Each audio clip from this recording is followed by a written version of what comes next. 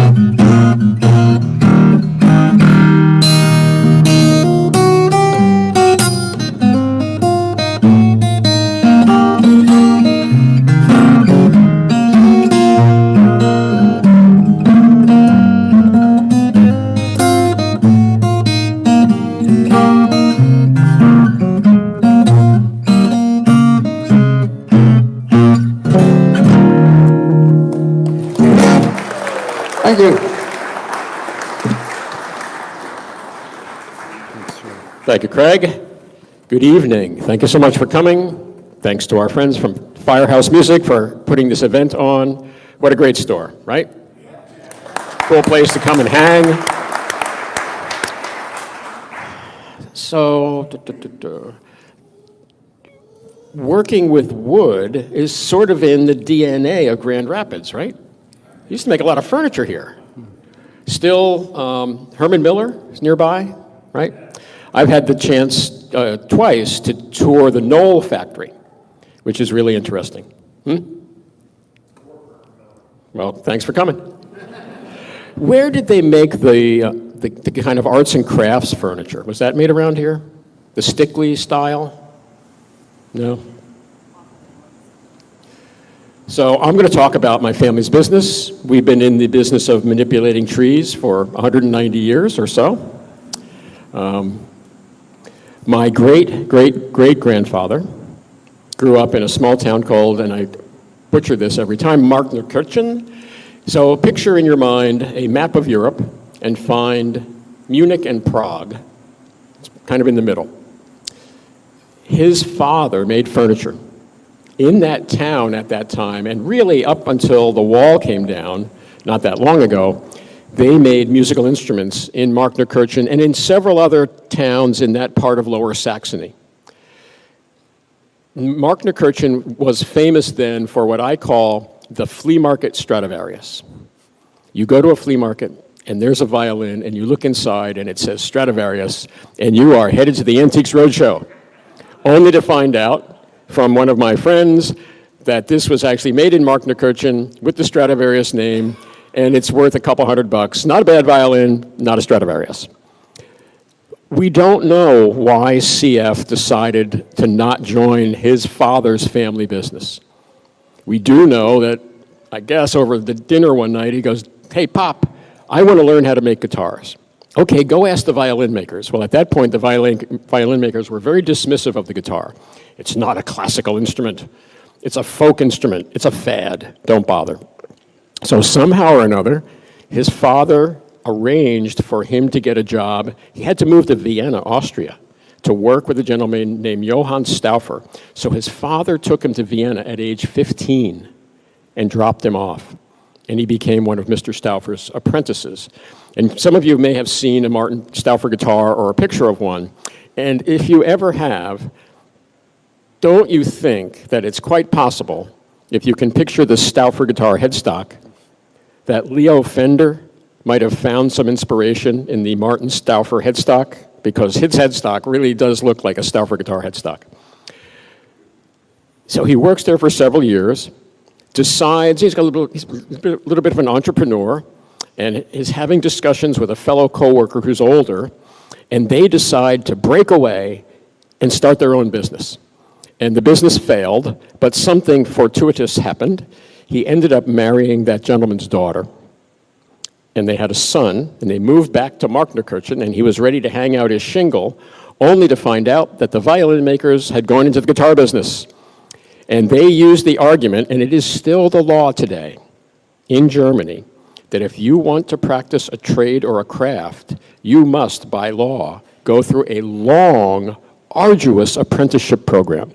Now, when you come out the other side, you know how to be an electrician or a plumber or how to put Porsches together. But CF's like, I'm in a hurry. That's why I went to Vienna. I'm not going back and re-apprenticing as a guitar builder / violin maker. My family had some friends who had emigrated to the New World, and they were corresponding. And we believe that was the impetus, that the friends said, come to the New World and seek prosperity. So he packs up, now he's got 2 kids, packs up the kids, mom, worldly possessions, tools, raw materials, and as someone who's a very well-known guitar historian in Europe said, Chris, he came to America with guitars. He put guitars in a box and put them in the hold of the ship so that when he opened up the store at 196 Hudson Street, he could put one in the window and get the cash flow. And say, yeah, that makes a lot of sense. So they open the store at 196 Hudson Street, and business is good. Because America is on the move. Immigrants are coming into New York or Boston or Baltimore or Philadelphia. Some are sticking around, most are not. That's just the beginning of a journey. Maybe, ultimately, to Grand Rapids, right? Or to Cincinnati. We're going west. We're going to seek our fortune, find some opportunities somewhere west. And the other beauty of the guitar, particularly the acoustic guitar, even today, it's portable. You could take it with you. That's how they recreated. That's how you made music right then and there. You know, there were no radios, no MTV. you made the music with whatever you had, and it was much more convenient to put a guitar in your Conestoga wagon than it was a piano. My feeling is Mrs. Martin was not happy in New York. New York was crowded, it was dirty, it was expensive, there were gangs. She came from a little town in Germany, and she came out to the Lehigh Valley to visit some friends and fell in love. Found the rolling hills of Pennsylvania, found a thriving German immigrant community where people spoke German, they cooked German food. When it came to holidays, they practiced the holidays the same way. And so in 1839, we moved to Nazareth, sort of, kind of. Nazareth was founded in 1740 by a sect of German religious zealots, sponsored by Count Zinzendorf, to go to the New World and convert the heathens. Well, the first thing they found was that the heathens were not always in the mood to be converted. And in fact, there was some scalping going on. So they said, maybe we should form a little town, a little safety in numbers. So they formed Nazareth, and a year later they formed Bethlehem. And when my family moved to Nazareth, if you were not born and bred Moravian, you could not spend the night in Nazareth. They were more progressive than, say, the Amish or the Mennonites, but they had rules. And come sundown, you had to get out of town. And so Nazareth and Bethlehem both had inns for people that wanted to do business with the Moravians. They were very commercial. For example, they brewed beer. I don't know if anybody brews beer around here or not, but... So we were relegated to being out of town, Cherry Hill. And if you come to visit the factory, which you should, to see the museum and take the factory tour, if you just go up the hill, that's the location of the first Martin guitar home and workshop. In 1859, I think, the town incorporated itself, and my family had converted to become Moravians at that point, and we moved downtown. And we still have that location. That's what we call the old factory. And they built right next to my family's ancestral homestead, the original part of the old factory. It's still there. It's a historic landmark. And it's served us well for, boy, almost 100 years. So along the way, the guitar itself began to evolve. And it happened fairly quickly in that period when CF left Pennsylvania and moved to New York. And, you know, again, we have pretty good records, but no diary. So we can't, like, look at the diary and go, why did he do this? Did he lay in bed one night and go, I think I need to create X bracing? But what we do know, just from sort of forensic looking at his work, early work, later work, and how the guitar evolved, is the first thing that you would conclude is that people didn't picture a Stauffer guitar in their head. They pictured a Spanish classic guitar. And the Spanish classic guitars at that point were being made in Cadiz, which is right down on the Mediterranean. The Spaniards have always wanted to, and they still love to export their guitars. The guitars didn't travel well. They didn't survive a cold winter, and they would crack, and the customer was disappointed. So CF said, you know, I can make a guitar like that, and if I make it in Pennsylvania and sell it anywhere where the climate's like Pennsylvania, the guitar might survive. And so that began to solidify his reputation as a reputable guitar builder. Hey, if you buy a Martin, it's money well spent because the guitar is going to take care of itself and it's going to inspire you as a musician. And so the couple of the guitars we have tonight would have been built back then. The only difference is they would have had gut strings. I'm going to get a little geeky here for the particular reason that Spanish classic guitars generally have a style of bracing called fan bracing. Evolved over a period of time, refined, everyone thinks, by a gentleman named Mr. Torres, that he sort of nailed it. It's like, hey, if you're going to build a Spanish classic guitar, you should use Torres-style fan bracing. What CF found was if he used a pin bridge, the braces could potentially be in the way. And so he began over a period of time to move the fans out of the way and ultimately developed what we call Martin X bracing, which seems to work pretty well because just about every one of our customers, our competitors, uses Martin X bracing. So this, back in the 1800s, Craig, this would have been a big guitar. Big guitar, yes. It's a big guitar back in the 1800s. This is like people go, wow, that's a big Martin. Today you go, that's a really teeny little Martin guitar. So this is an O. It's a fancy O. Craig will tell you a little bit about it. And let's start with this, why don't we? Okay. As Chris said, this is an O, and it's a 45 series. So the 45 series is the most ornamental of all the standard series guitars, with inlay going through the neck pocket. When you come up here afterwards, you'll see, well, look at all the inlay. It's a gorgeous guitar. This one is the Stephen Stills 045. And there were 91 of these produced, and they came out in 2007. And like the first guitar I played, these are 12-fret slot heads, meaning that the neck and the body join at the 12th fret.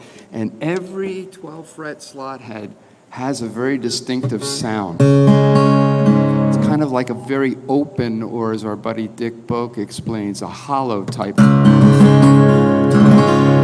can tell right away. So what I do here is I typically will do something by the artist when we do just a little snippet for you.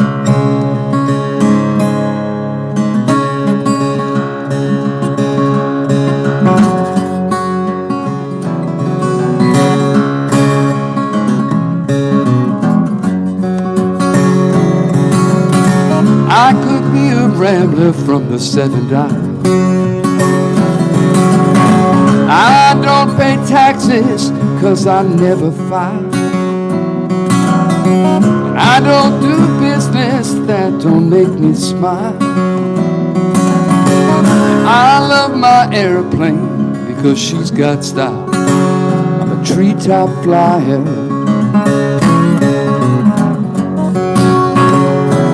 born survivor.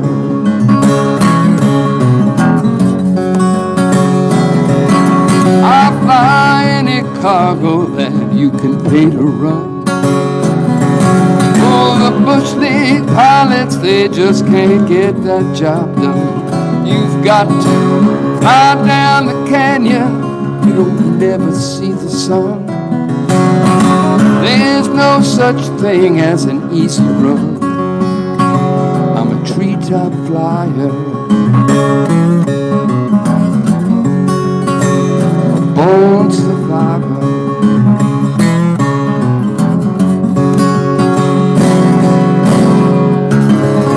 Stephen Still song, Treetop Flyer. Thank you. Thank you. Once in a while, I go to a family business conference, which is pretty interesting, and they like to abbreviate. So we're at the conference, right, and I'm the moderator. Any Gen 1 here? So Gen 1's founder. So you might have come, even if it's a family business, they might have brought the founder, right? Founder's here, founder raises his hand. Any Gen 2? So that's when you start to see more hands go up. Hey, second generation's here. They're trying to learn about how, to run the family business more successfully. A bunch of hands go up. Gen 3, few hands. Gen 4, hand or two. Gen 5, nothing. They're about to give up. They go, Gen 6? I go, me? So I'm a bit of a student of family businesses because mine has survived. They don't always survive. And a lot of times the rhythm to make the business survive is that, of course, the founder came up with something pretty cool. Maybe it's dad in the garage or mom in the kitchen, and so the founder starts a business and it becomes more successful, and son or daughter joins the business. And so the key, generally, for the second generation, don't mess with the sauce. Mom or dad came up with a pretty cool idea, and people want to buy it, don't mess with it. And CF Jr. was that guy. He did not mess with the sauce. He took what his father was doing and just kept doing it during some very, very difficult times. People tend to talk about history in terms of, well, the Vietnam War or the World War II. People don't talk about World War I much. Well, CF Jr. had to deal with the Civil War. One of the interesting things about the Civil War, and this is documented, so they beat the crap out of each other all day long, right? And then when the sun sets, there's no night vision goggles, so everybody just kind of goes back and sets up camp, starts a fire, someone starts cooking some food, and it's documented that on both sides, someone pulls out a guitar and starts playing, and they said that's a point where there's actually a little jamming going on until the sun comes up, and then they start shooting at each other again. Also, there were some very, very extreme economic downturns in the 1800s, documented. You go on Google and just like recessions in the 1800s, like, oh my gosh, and then another one, and another one. There were several pandemics. There was an equine flu pandemic in the 1800s. You go, well, so what? So what if your horse gets sick and dies? Well, so what if your horse gets sick and dies while you're trying to take your crop to market? So very, very challenging time, and he survived and the company prospered. But the guitars didn't change all that much. Frank Henry, don't ask me why he wasn't CF III, joins the business towards the end of the 1800s. And again, here, the third generation, that's where the wheels can begin to come off the bus in a family business. Because by the third generation, they think, this is easy.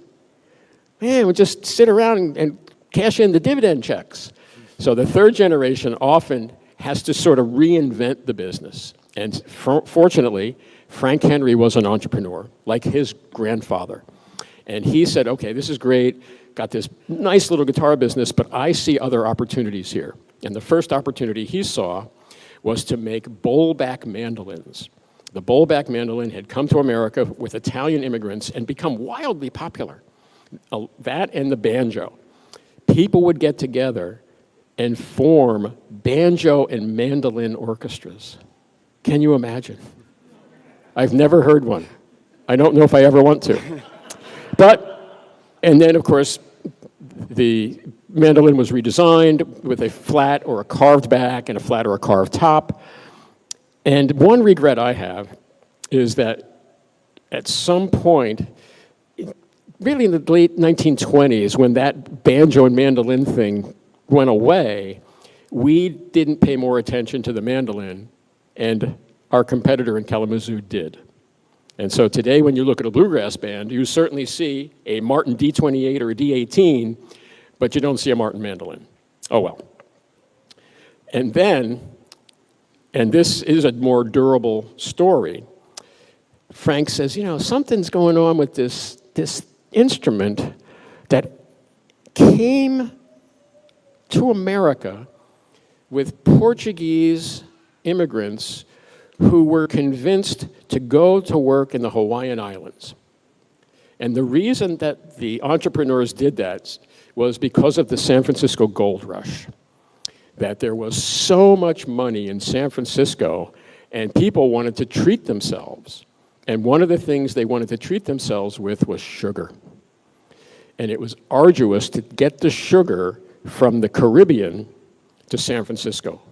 This is before the Panama Canal, right? Mm-hmm. So you had to take the long way. So they said, well, you know, this Hawaiian Islands, they have a pretty similar climate to the Caribbean. I wonder if we could grow some sugarcane there.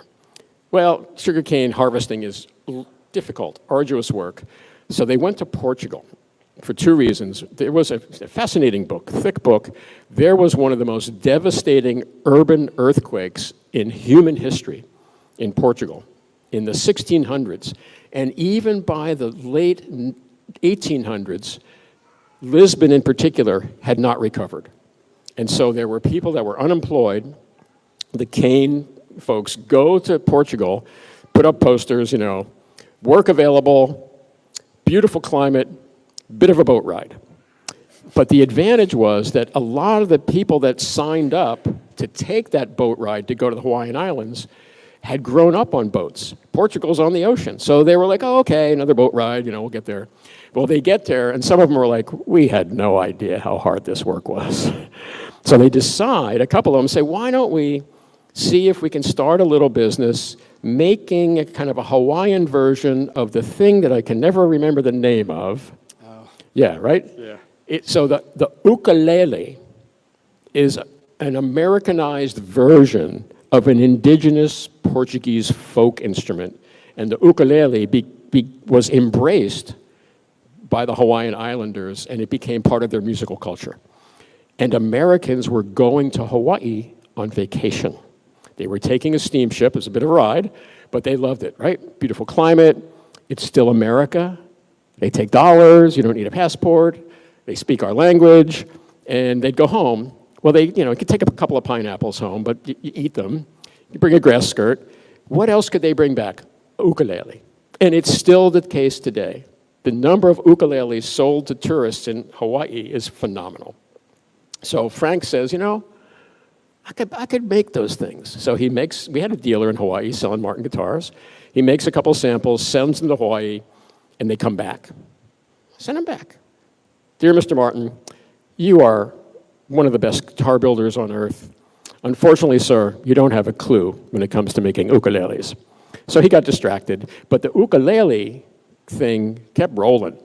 And he's like, no, we've got to do this, and we've got to do it right. So he went and he bought a couple of Nunes ukuleles, because Mr. Nunes was one of those Portuguese cane harvesters that set up a little business in Honolulu making ukuleles.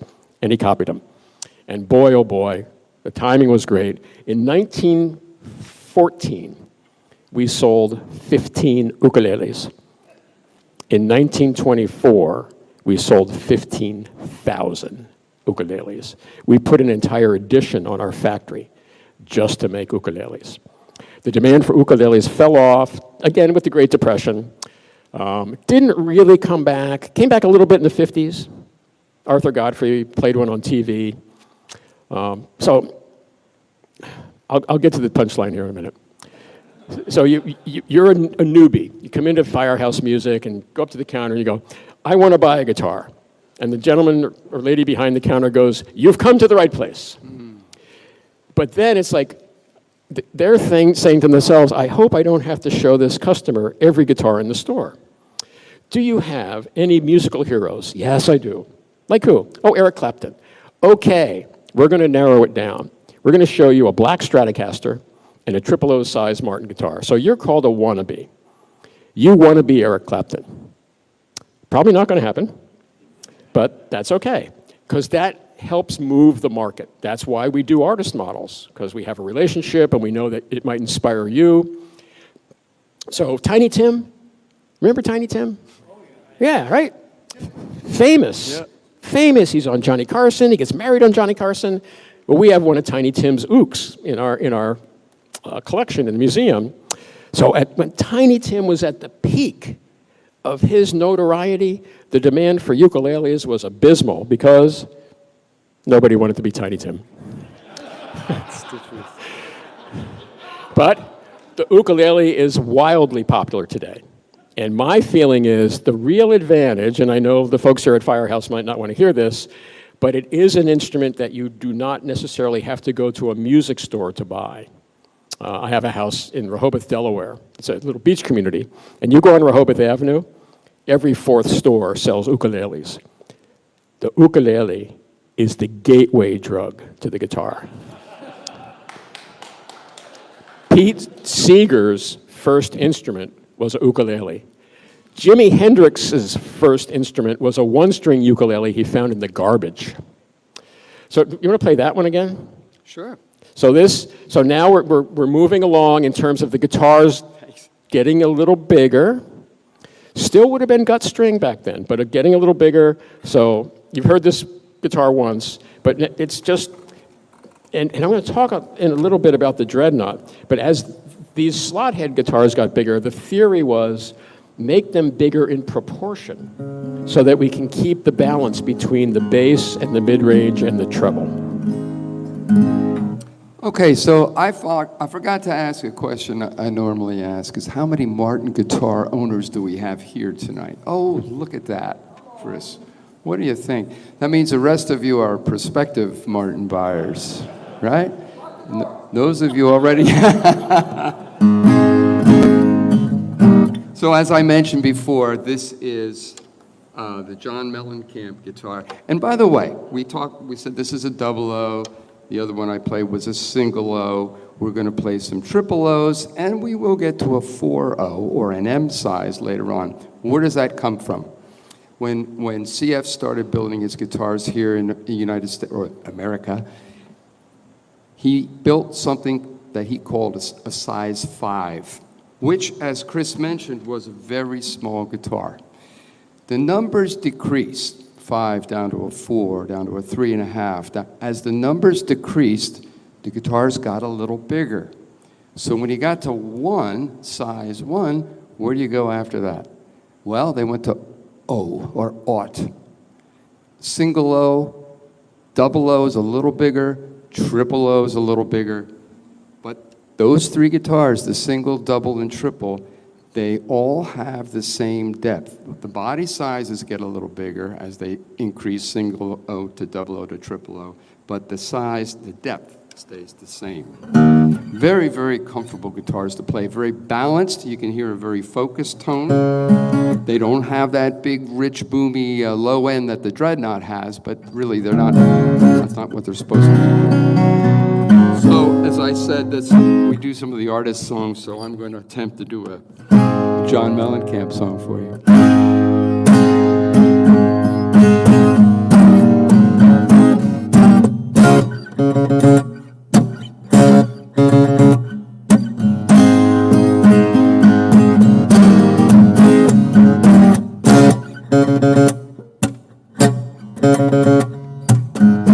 Little ditty about Jack and Diane, 2 American kids growing up in the heartland.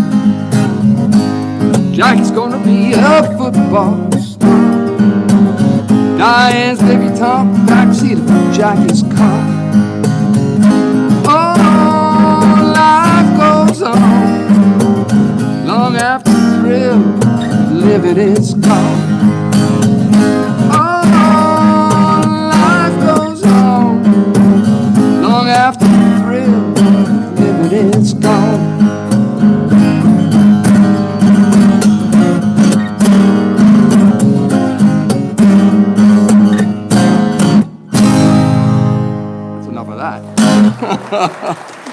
So, this is inspired by a parlor-sized guitar. The Signature Series was inspired by a parlor-sized 1920s guitar that John Mellencamp still owns.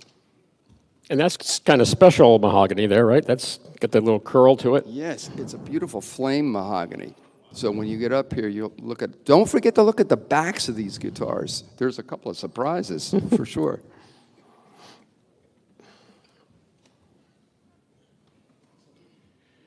So for those of you that really want to geek out, this book just came out recently, Martin Guitars, The Guide to Martin Guitar of Greg Hutton.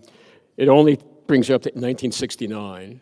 So from 1833 to 1969, this is a work put together after Greg did a very deep dive into our archives. And the information's fascinating. And, you know, I'm always amazed that I can learn something new about my family's business because I love telling the story. And the more I learn, hopefully the more accurately I can tell the story.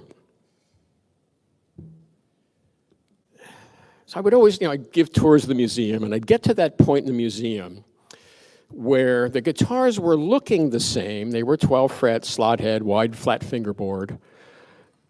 But all of a sudden, and I mean very quickly, we stopped making gut string guitars and started making steel string guitars. I'm like, why? Why did that happen in the 1920s? Well, one of the articles I read, I think it was in Vintage Guitar Magazine, they were talking about strings, and they said there were strings, steel strings for acoustic guitars in the late 1800s, but the quality was abysmal.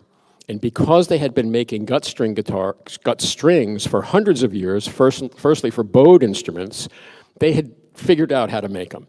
It's hard work, it's arduous, they really were made out of sheep gut, but they were consistent. The banjo and the mandolin caused string makers to have to make a better string. Okay, so now we've got a better string, but why? Why did we change so quickly?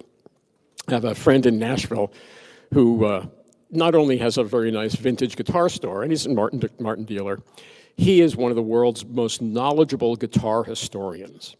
So I'm having dinner one night with George Gruen, a little sushi place downtown Nashville, and always know when I'm hanging out with George, it's a thing. And better be prepared to listen because George loves to talk. But there I am. I got nothing to do. Hanging out with George, going to be here a couple hours. So I tee up a question. I go, George, why do you think it was that back in the 1920s, my family so quickly switched from gut to steel strings? And I thought, all right, I'm going to give him 20 minutes. I'm going to be in my second sake, and he'll hopefully bring it home. And he looks at me, and he thinks for a minute, and he goes, Segovia. And I'm going, known this guy a long time. Never in my life have I heard him answer a question with one word before. So I go, all right, George, tell me more. Well, then, of course, there we go, right?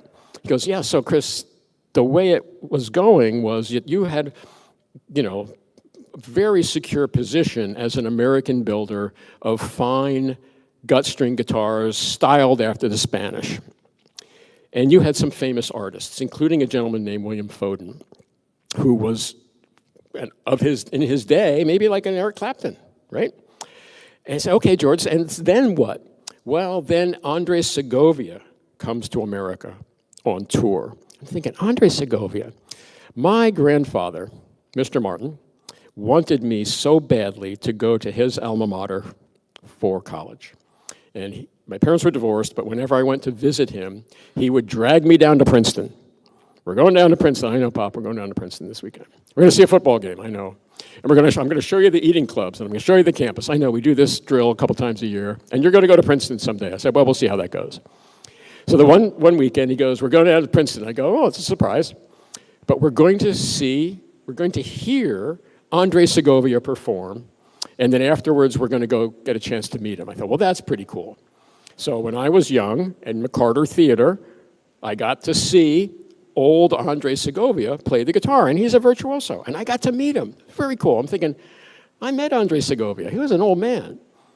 So I go, okay, sounds good. So I go home, and I Google Andre Segovia, and sure enough, in the late teens and early 1920s, a young virtuoso, Andre Segovia, comes to America and goes on tour and just blows everybody's heads off. They've never, ever seen anyone play the gut string acoustic guitar like that. So people go up to him, Mr. Segovia, oh my God, I'm so inspired, sir. Any advice for me, the young, aspiring classic guitar player? Well, first of all, are you a genius? No. All right, well, you're at a slight disadvantage to me. But otherwise, practice, practice, practice. George said Andre Segovia turned the market against us because he also said, and you must buy a fine Spanish guitar. And what had happened in the interim between, say, 1840, 1850, and 1920 was that the majority of the Spanish builders had moved up to Madrid, where the climate was more temperate. So they were now building guitars in a climate similar to more parts of America, and they had really perfected their game. You talk to people about Spanish classic guitars like in the 20s and 30s, and they're like, they nailed it. That's it. That's the golden era for Spanish classic guitars. And George said, for example, Chris, William Foden was so devastated that the market not only turned away from Martin guitars, but from Martin guitar artists, that he drank himself to death. So hopefully that doesn't happen to Eric Clapton. No. That's right. It might have years ago. So where are we? We're in the 20s. Yep. Got steel strings. Long scale. Different scale lengths, but still, a classic guitar with steel strings. And vaudeville was big. People went out to see people perform at a vaudeville theater. And a famous vaudeville banjo player came to visit the factory, have a conversation with my grandfather. My grandfather and his brother are now in the business. Uncle Herbert, my grandfather's younger brother, was going to run the business. My grandfather hoped someday to continue his education, to go back to college and become a professor. And sadly enough, in 1929, Uncle Herbert had a little bellyache, went into the hospital, had peritonitis, and died. And so his father, Frank Henry, said, CF, third, I need your help. Please come join me in the family business. So William Foden comes to visit, and he goes, this banjo thing, the vaudeville thing's kind of going away. I'm too young to retire. I want to take up the guitar. And I love your guitars. I love the quality. The tone is great. But when I pick them up, it's so not like playing a banjo, I can't figure out how to do it. Can you make me a Martin guitar body with basically a 6-string banjo neck on it? I'd love to have at least 15 frets. I'll be back. So he leaves, and my grandfather and my great-grandfather sat around and back of the napkin drawings, 15 frets. That's a stretch. Coincidentally, at that time, we dabbled in, I'll say dabbled because we were never terribly successful, in making archtop guitars. They were quite popular during the big band era. We forgot to carve the back, shame on us. And so we have some in the museum. They're not terribly collectible today, but the one thing they had was a 14-fret neck. They had a neck that was longer, narrower, and designed with the radius on the fingerboard to accommodate the steel strings. So we took a 000 size, which would have been the next biggest version of that guy. No, that guy. So O, 00, 000, and we just overbent the shoulders. We squared them, made a couple extra frets, made a prototype, 000 size. Mr. Foden came back. He picked it up. He goes, yeah, close enough. I'll take one. And we thought, maybe we're onto something, because that was the missing link. Just putting steel strings on a classic guitar didn't modernize it. Putting steel strings on a Martin guitar with 14 frets, with a narrow neck and a radiused fingerboard, That's the point. When you talk to guitar historians, they will say that is the point when the Western guitar was invented. When companies like Martin put a 14-fret neck designed for steel strings on an acoustic body. I'm going to tell a story about this first, then we'll get to that. So we do that. I'm going to need you to play this first. Okay. We do that, and Gibson does this. Gibson's like, okay, if that's what Martin's doing, this is what we're going to do. So this is a Martin copy of a Gibson copy of a Martin guitar. This is the CEO7, which Chris had a major part. Based on an L00. And based on an L00 Gibson guitar. Beautiful guitar, the most popular of the CEO series, still in the line.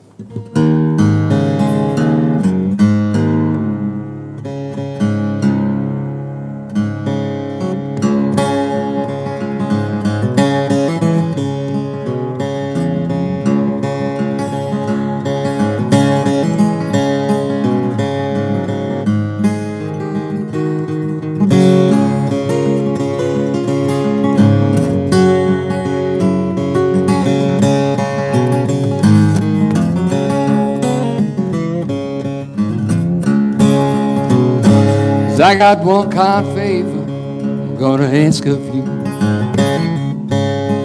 Got one kind favor ask of you. Lord, I got one kind favor I'm gonna ask of you. Won't you please see that my grave is kept clean? There's two white horses following me. Got two white horses following me. Got two white horses, they're following me. They're just waiting on my burial day.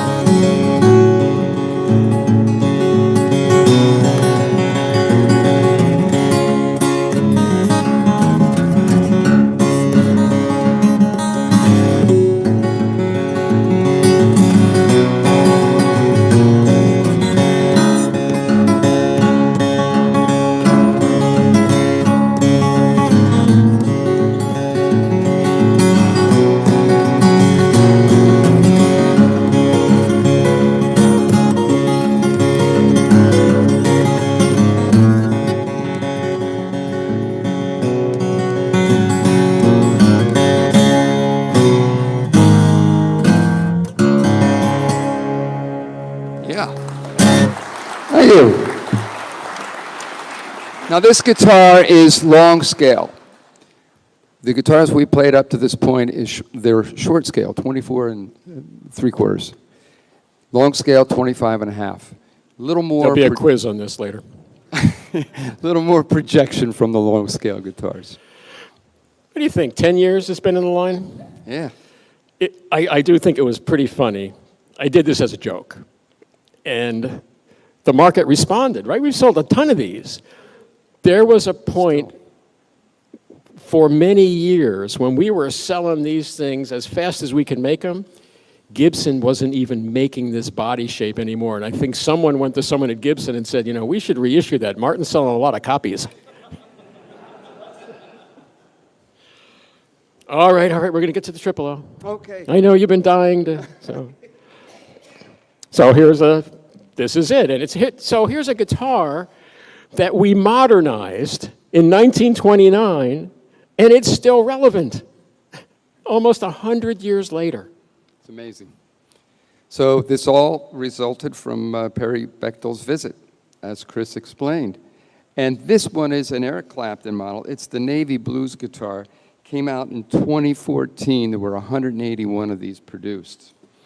He did these with his good friend Hiroshi Fujiwara, who is a designer, a Japanese designer. There are several guitars they designed together, but the inlays and all the fancy art, that's all Hiroshi's work. Doesn't that look good on me? Yeah. So again, the triple O, but this particular one is actually an OM. It's the orchestra model. That's the result, the guitar that resulted from Perry Bechtel's request. So the OM is long scale. Same size, same shape as the triple O, but it does have this longer scale. Okay, I got to do something you know here. Let's see. You might know this one.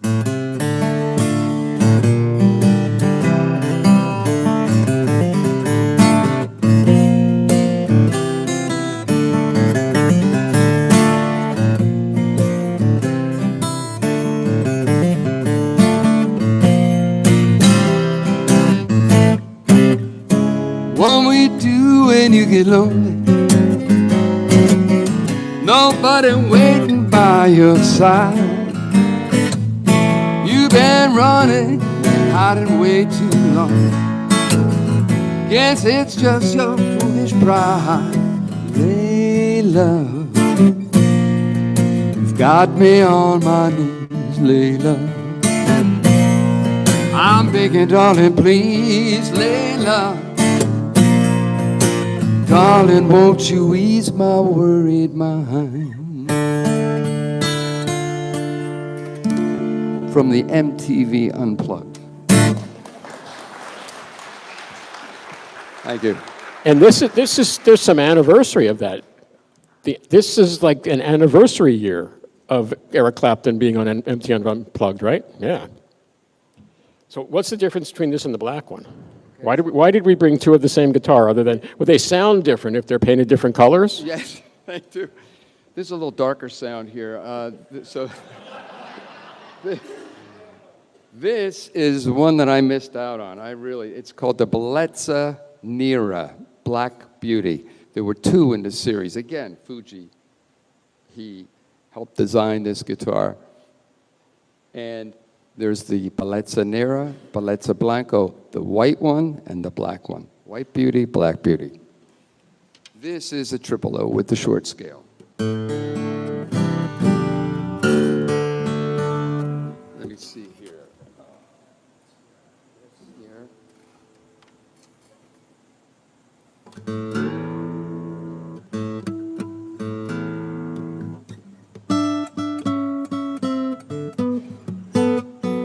Well, I keep drinking malted milk, trying to drive my blues away.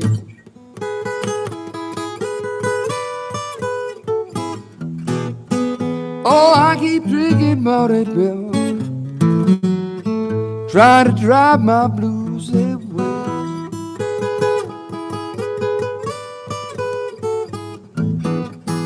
You're just as welcome to my loving as when the flowers come in May.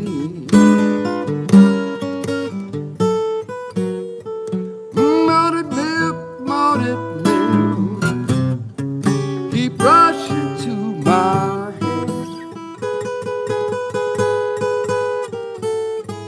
Oh, malted milk, keep rushing to my head.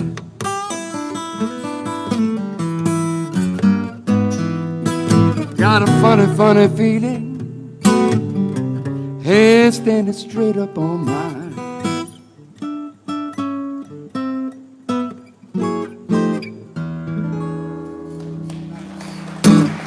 Thank you. Isn't that a gorgeous guitar? Oh. No, it's going to be mine. I have first dibs on that. So we got this really cool new guitar, and the Depression hits. Well, what are we going to do? Well, fortunately, country artists responded to the new neck. And before we talk about the Dreadnought, we made a couple of really, really fancy O guitars that were called the OM45 Deluxe. Really super fancy. And a famous country artist owned one. Leonard Sly? Anybody? Leonard Sly? So, yeah, I'm sure Leonard rolls into Hollywood, and the agent goes, "Leonard, you're very handsome, you're a very good musician, and if you were a blues player, we'll go with Leonard Sly. Why don't we call you Roy Rogers?" And it worked, right? So, Major Keelokai was a classically trained Hawaiian musician, came to the mainland with a touring band and performed to not only make a living, but to talk about politics. And we're giving kind of the same thing tomorrow at the Ford Museum. They're having an exhibit which tries to tie together the guitar and popular culture. And so Major Keelokai, when he's being interviewed, "Oh, Major Keelokai, your music is great, and please tell us about yourself." "Well, I'm Native Hawaiian, and please tell me why you white people took my island away from me and my people." So he's very politically motivated. Major Keelokai got in contact with our largest distributor at that time, the Ditson Company, and said, "Would Martin make me a custom guitar?" So Harry Hunt, who was their head of sales, said, "Let me call Mr. Martin. He's a friend of mine, and we'll see what we can do." And so a friend of mine, who's a crazed Hawaiian history nut, said to me time before I was in Hawaii, he said, "Chris, Major Keelokai is the link between everything you were making and the Dreadnought, because it has some Dreadnought-like dimensions." And so we've made a couple of Major Keelokai reproductions, but out of that came the thought of perhaps we should make a bigger guitar, bigger than the O. And so we make a couple of 12-fret, slot head, wide fingerboard Dreadnought guitars under the Ditson name, and they didn't sell very well because people were like, "Oh my God, what are you going to do with this thing?" And we called it a bass guitar because it was predominantly bassy. And then Ditson goes bust during the Great Depression, and we were making a bunch of custom models for them, and for whatever reason, my grandfather said, "Let's keep that pear-shaped thing in the line, and we'll see how it goes." And they didn't sell very well until they did. And the reason they started to sell was because country artists were like, "Yeah, this is exactly what we need.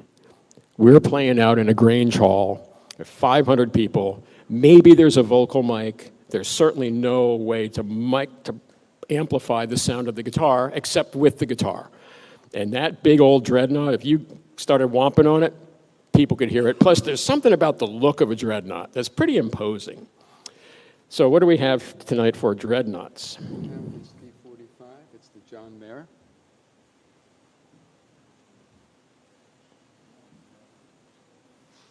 Just as we showed you the 045, this is the D45, the flagship of the standard series. This happens to be a John Mayer model. Just gorgeous guitar.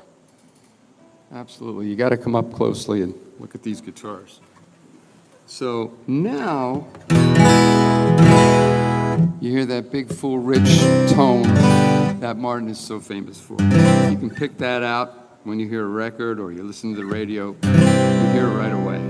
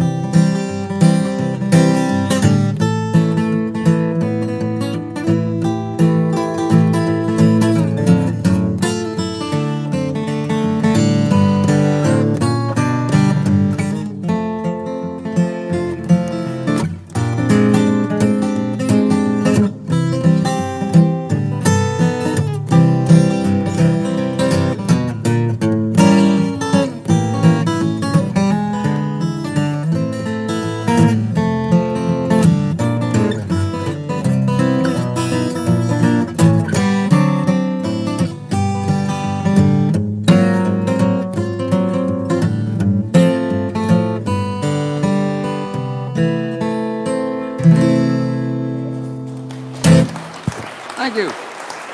That's called I'll See You in My Dreams.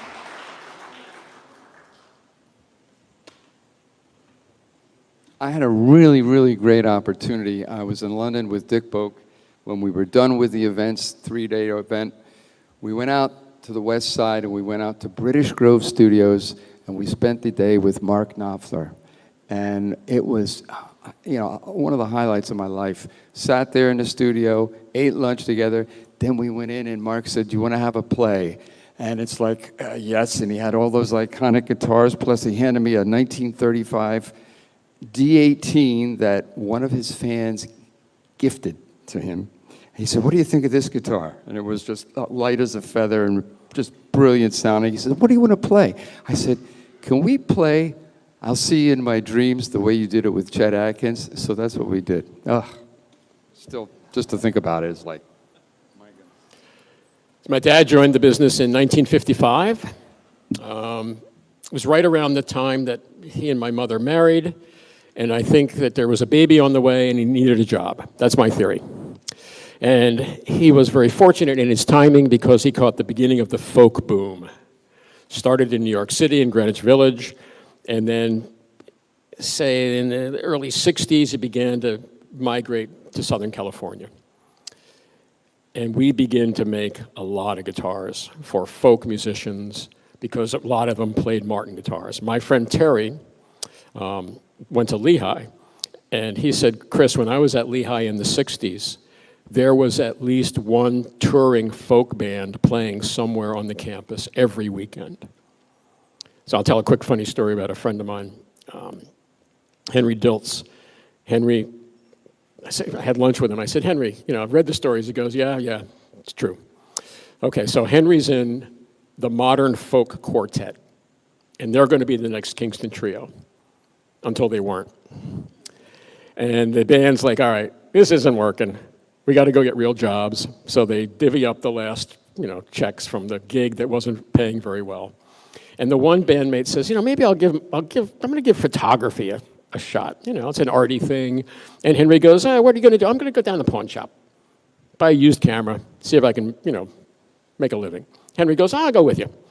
Well, I don't know what happened to the other guy, but Henry Diltz ended up becoming one of the world's most famous rock photographers, segued from rock to folk rock. So 1963, we go to Chicago for the trade show. Folk music is booming. My dad comes home. My grandfather said, "How'd it go?" It goes, "Pretty good, but based on the old factory and our capacity, we're back ordered for 4 years." Well, that might not work because people might change their mind. So we built a new factory, and that's what you'll come and visit today when you come, not if, you come for the tour in the museum. Oh, and the gift shop, of course, right? So we build the factory, and we start to catch up, and then folk music and rock and roll collide. And it was a really interesting time for music, for politics, for artists to be creative, and the Martin guitar was right in the middle of it. When do you think this thing was made? Was this 60s or 70s initially? The Bromberg. The Bromberg was made in the 70s.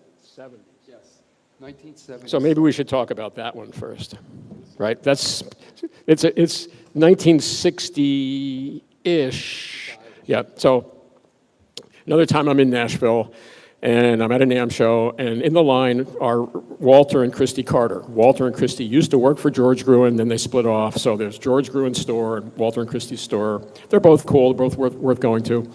So I said to Walter, Walter, I want to update that section in the museum that commemorates Martin's participation in the folk rock era.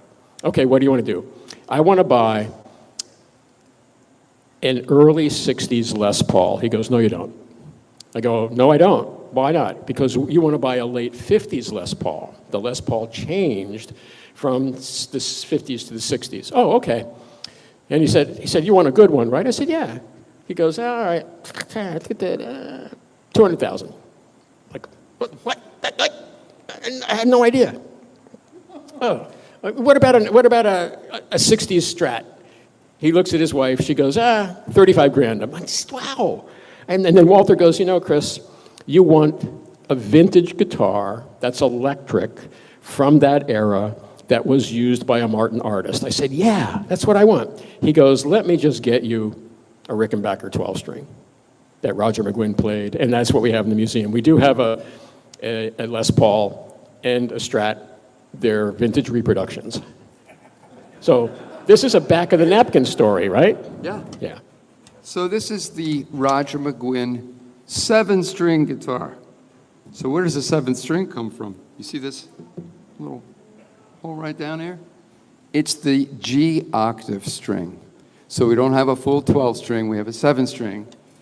And this guitar became quite popular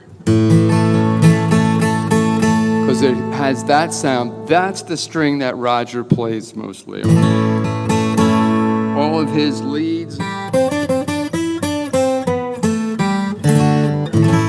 Yet it's very easy to play like a 6 string.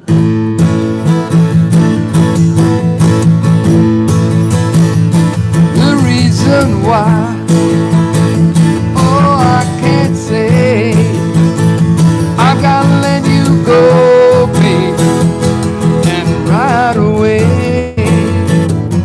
After what you did, I can't go on.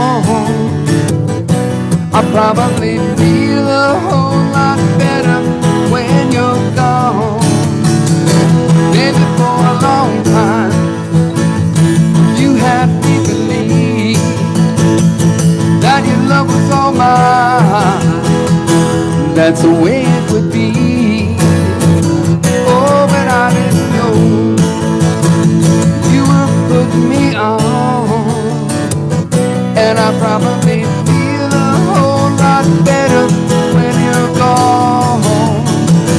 Oh, when you're gone. Yeah, when you're gone. Oh, when you're gone.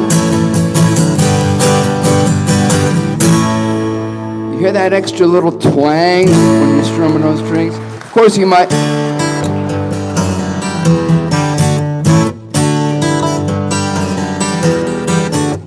Even there you hear it a little more, right? Or, you know, there's that 12 string sound on a 7-string guitar.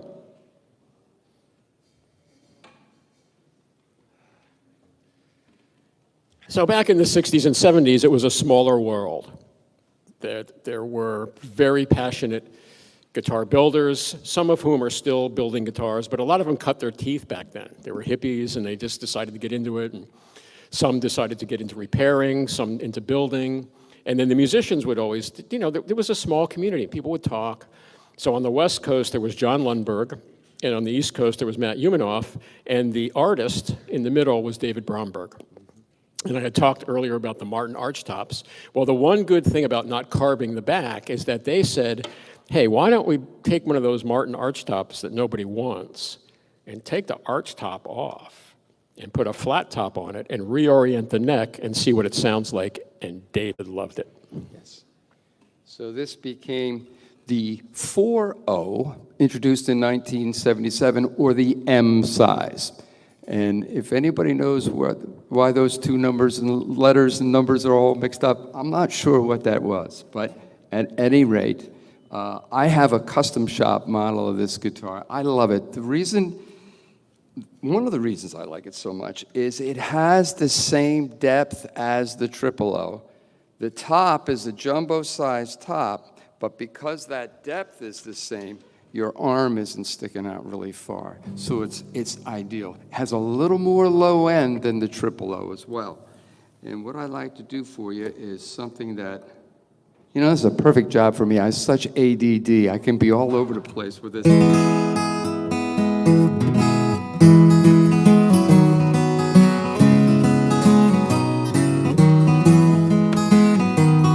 Sing along if you know it.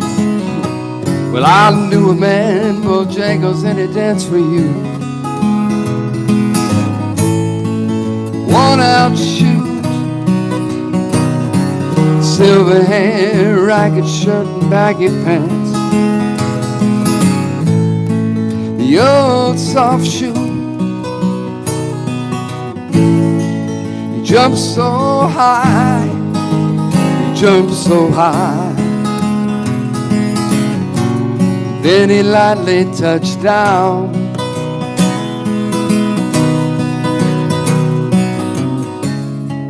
Mr. Bojangles, Mr. Bojangles, Mr. Bojangles, dance.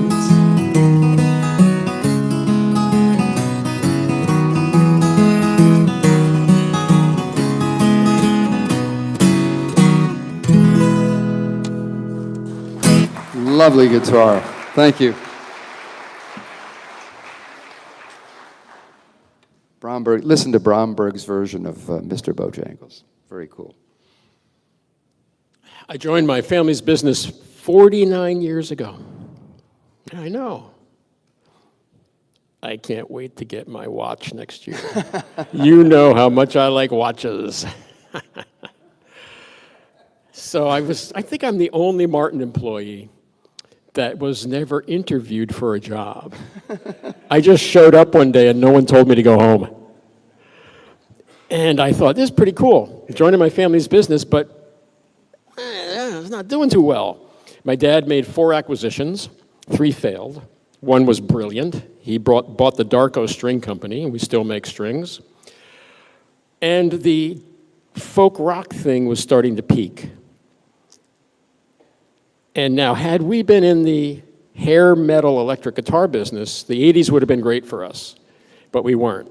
So by the late 1970s, well, in the late 1970 whatever, we peaked out 23,000 Martin guitars, the best year in the history of the company. 3 years later, we struggled to sell 3,000 guitars. My dad had a brilliant idea. He retired. My grandfather briefly came back as the owner-operator. I'm the kid. My grandfather passes away. The board's like, oh my God, I guess we got to put the kid in charge. I was scared to death. I went on Outward Bound, which really helped me a lot, right? You went with me one time, taking a lot of my colleagues on Outward Bound. I studied business in school, and one of the things that they were teaching at that time in business school was that old hierarchical structure of the boss knows better than the worker, and the worker should just do what the boss says they should do, is broken. That it's actually the other way around. The worker knows more about the work than the boss ever will. The boss needs to create an environment where the worker is willing to open up about, hey, do you have any ideas about how to do your job a little better, faster, quicker? Well, now that you asked, I do. So I began to embrace that, but business was a slog. And then MTV Unplugged happened, thank God. And we've kind of been on a roll ever since, more or less. I mean, up and down with the economy. And so I was there when we made the millionth Martin guitar. And I was there when we made the millionth and a half Martin guitar. And so we're coming up on 2 million, and my colleagues are like, what do you want to do? I said, I don't know, it's your turn. What do you want to do? Well, we had this idea. We think that, there's a connection between people that like guitars and people like watches. So we're going to do a watch theme. Okay, that's cool. And my cousin Robert, very good graphic artist, they engage him. And along the way, somehow or another, we get in touch with a fellow named Roland Murphy. And Roland lives in Lidditz, Pennsylvania. Lidditz was an area where they made a lot of watches, kind of like this, part of Michigan where you made a lot of furniture. And Roland went to Switzerland and learned how to make watches by hand, comes back to Lidditz, opens up a shop, contacts us, and we're like, wouldn't it be cool? We'd do a guitar with a watch in it, and maybe we make some limited editions, and you make a Roland Murphy watch? He's like, yeah. And one of my colleagues said, and by the way, we already have some drawings, so why don't you come up and we'll get going. So my cousin Robert had done some drawings, and Roland comes up, and they lay out the drawings, and Roland says, who did these drawings? And someone says, oh, it's Chris's cousin Robert. And Roland goes, he's a really good graphic artist who doesn't have a clue as to how a watch works. So we ended up pretty much tearing up all those drawings. Robert came back, hung out with Roland Murphy.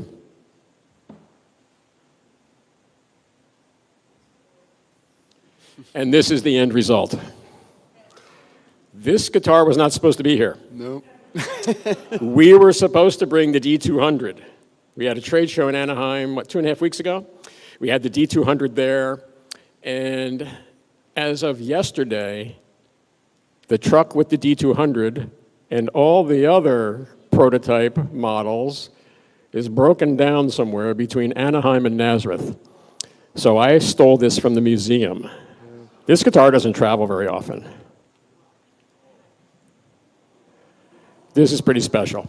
This is the 2 millionth Martin guitar with a custom, one-of-a-kind Roland Murphy headstock watch. Wow. Yeah, that's right. A lot of gears on this guitar. This is like a 10-speed. Brazilian rosewood. So the D200 commemorates this guitar. It has some different features, but instead of the watch implanted in the headstock, you get a wristwatch with the guitar. So not only does it sound awesome, but look awesome. It sounds pretty doggone good with all this metal inlay. And look at that back. Is that amazing? This is the one I said, don't forget, look at the backs of the guitars.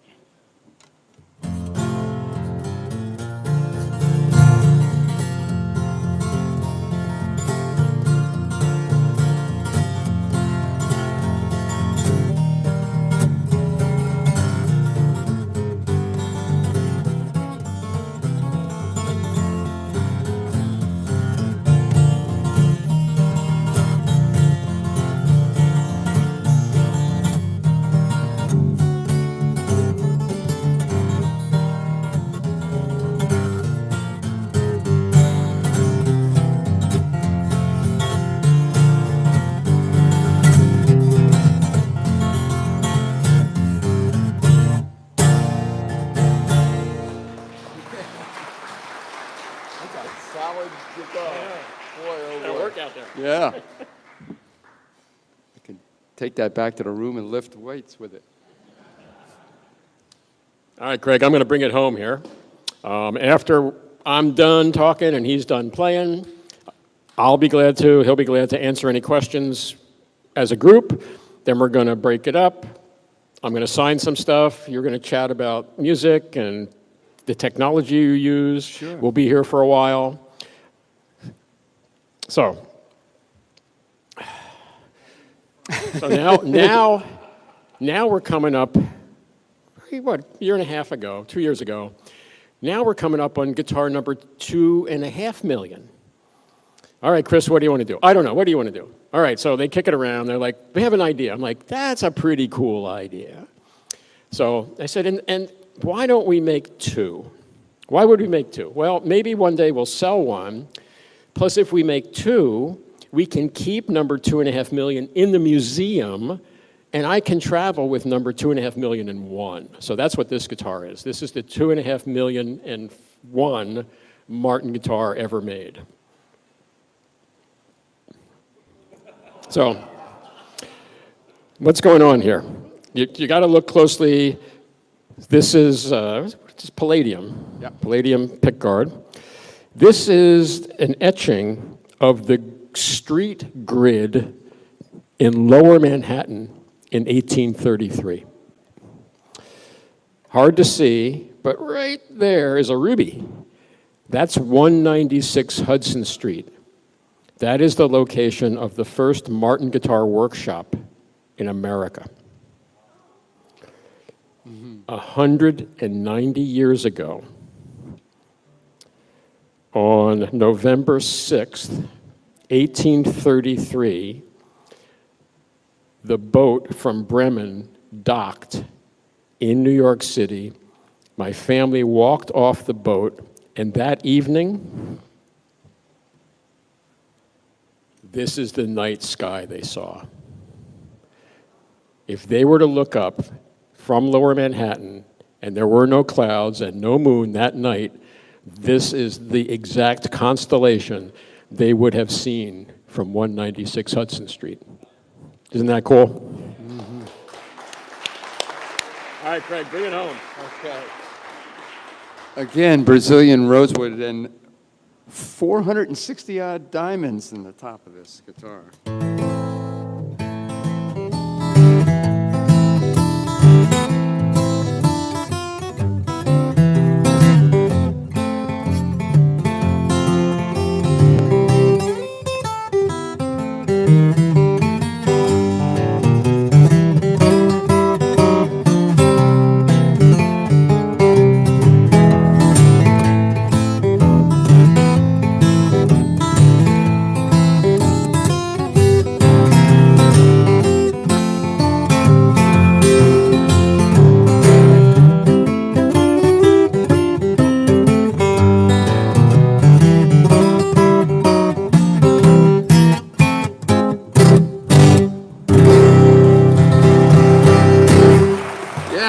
Thank you.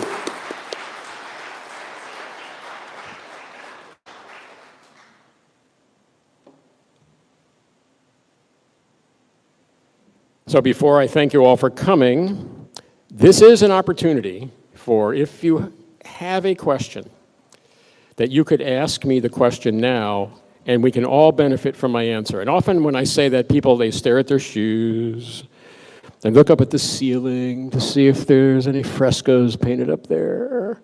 And I assume nobody has any questions. I thank everyone for coming, and everyone lines up and asks me questions. That's your cue. Yes, in the green.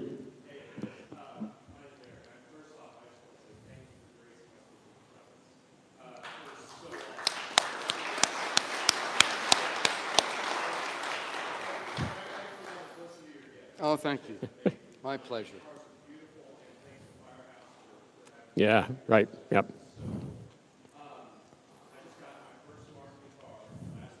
Awesome. Yeah.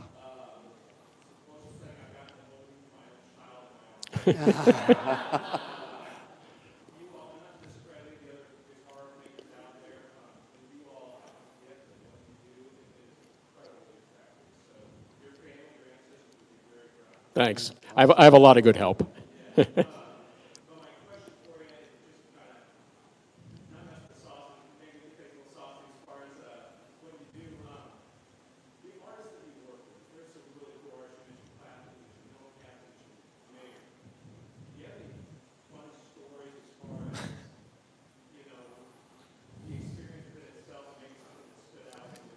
Yeah, one story that I've been told not to tell, I'm not going to tell tonight. But so we're doing the first, did we do more than one Paul Simon? Yes. Yeah, so we're doing the first Paul Simon artist model. And Dick, my friend, colleague, Craig's friend, says, let's go to New York. Paul's working on a play. And he's got some time. We can go to the little Black Spock theater where they're practicing, and his manager said that he would be willing to do a photo shoot. Okay, great. So we go to New York, we bring the guitar, and his assistant comes out, and she says, I'm terribly sorry to say this, but Paul is sick. And I said, I'm terribly sorry too. We'll come back. We'll come back another day. She said, oh, no. He wants to meet you. He was so gracious. Someone who had the flu was like, no, I'm fine enough to come and meet you. That's a really cool story. The other one I'll tell you in private. You've heard that story. Yeah.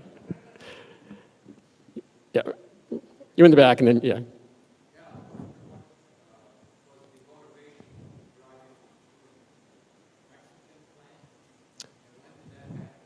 Boy, oh boy, 30 years ago now, maybe? So it was before NAFTA, but NAFTA was in the wind.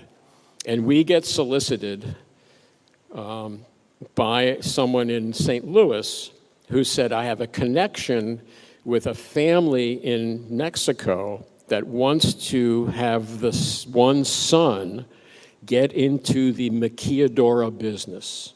Well, what is that? Well, that is where you would bring in your parts and pieces duty-free, assemble them in a facility that we provide for you, and then you re-import them to the U.S. And we're like, maybe, And let's start with strings. So we sent a couple string winders down, we sent some people down, and we started in a garage. It's like, hey, this is working. The quality's good. The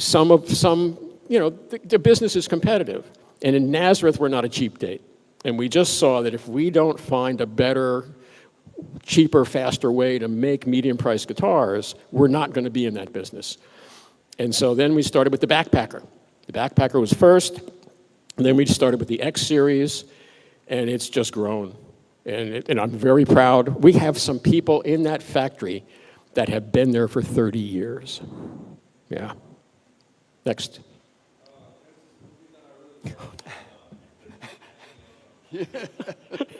The Hateful Eight. Okay. So Dick Boak should get $1 for every time you and I mention his name, right? Start paying him royalties. So Dick's doing artist relations. He's doing the museum. He's doing the archives. Comes into my office. He goes, I got some bad news. Okay, what's going on? Well, I lent a guitar from the museum to a movie. I go, stop right there. You did what? Well, they're making a movie, and I lent him a guitar. Well, why didn't you lend him a new guitar? Well, it's a period movie. Well, why didn't you just say we would make you a modern reproduction? Well, they're in a hurry. Okay, fine. So what? Well, something fell on it. Oh. All right. Well, let's not lend any more guitars to movies. All right. So I don't think much of it. A month or two later, he comes into my office. He goes, I have to retire. I go, why this time? Well, remember that story I told you about the movie and the thing falling on it? It really wasn't the truth. Okay, what is the truth? Well, the truth is that Scarlett Johansson was going to be playing the Martin guitar, and she was going to have a fight with Kurt Russell, and then the director was going to go cut, and the prop master would come in and take the Martin guitar and put it delicately back in the case and take the cheap prop guitar and give it to Scarlett Johansson, and Kurt Russell would take it and smash it. And, well, the prop master was sick that day. All right.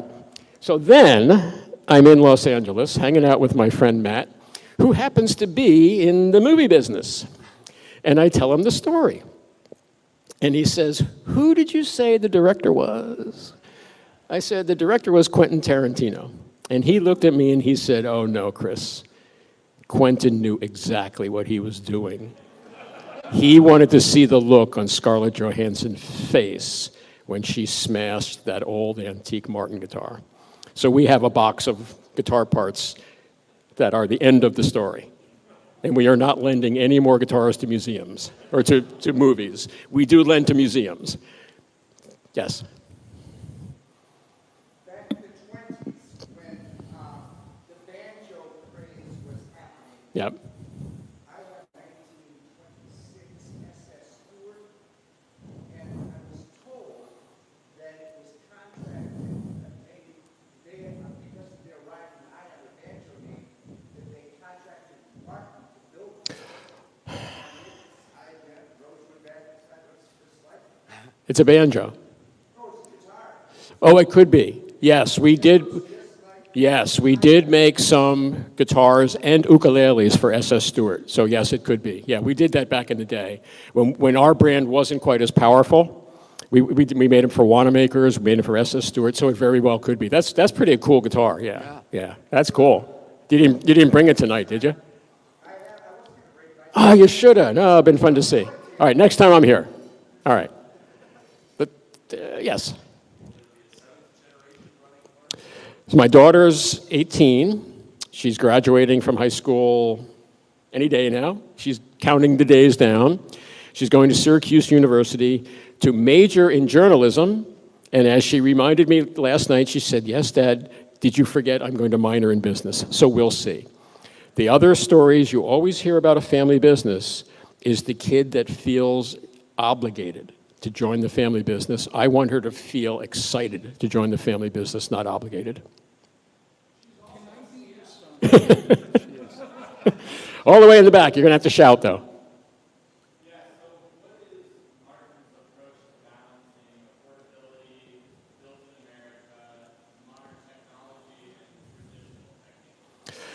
In the factory, what you'll see today is a lot of really cool technology that my ancestors would be very jealous. If they had had it available to them, we've always used tools and machinery and fixtures. If you're going to make more than one guitar, that's the way you do it. We're very consistent, and so the mantra is, if the technology is as good as doing it by hand and will make us more efficient, we should absolutely look at it. The quality has to be the same or better. And in many cases, the quality is better because we have more consistency, because the machinery is just so much more robust than it ever was. But it's a good, people, they come and they go, huh, they're still put together by hand. Yeah, but there's machine work that's done that, again, my ancestors would be like, ooh, man, if we would have had that, we would have used it. Yeah. Yes? If I remember correctly, in the museum, there was a period of time, probably in the 60s, when Martin actually made electric guitars. Yeah, yep. What was, I know, I can probably understand what the mindset was getting into because of rock and roll. Yep. But what was the mindset of getting out of that? So I think it really started with the idea that it may be like rockabilly, because we didn't start with solid body. They were arch top, F-hole guitars, probably designed more for like country electric, definitely not hard rock. And what we didn't do, that Gibson did with the 335, is we didn't bolt the pickups onto a 2x4. We put them on the top. And as my friend Matt, who was in the movie business and also a very good musician, said to me, he said, Chris, I'll bet if you took one of those old Martin Electrics and played it through one of those old Martin amplifiers, it would feed back like a banshee. And it did. And then we got into the solid body business. And you know what I've learned? This is a really niche-y business. Work your niche. Once you get outside of it, if there's people that are good at it, they're not going, oh, come on in. There's plenty of room. They're like, get the hell out of here. And that's what happened to us. And the electric business is very fashion-oriented. You know, we have a couple of guitars that are in color. Just look at all the different colors up there. It's a whole different world. Any more? Then we can break up. Yeah, one more. So with like the Ibanez series and the SC and like a lot of things that are changing, what's the most exciting thing to you about guitars in 2022? Well, we did a Bitcoin guitar. That was pretty cool.